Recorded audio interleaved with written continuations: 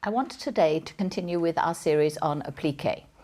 We've done buttonhole applique and we've done satin stitch applique, and both of those used the modern technique of fusing the fabric onto the background. So there's no turned edges, it's raw edge, but it's fused.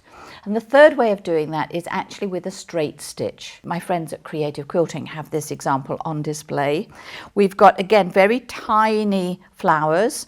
They are fused into place, as well are the leaves. And Kelly has done this very beautiful straight stitching. Straight stitch down, you've got good visibility, and we're just going to go wibbly wobbly. I'm not used to this.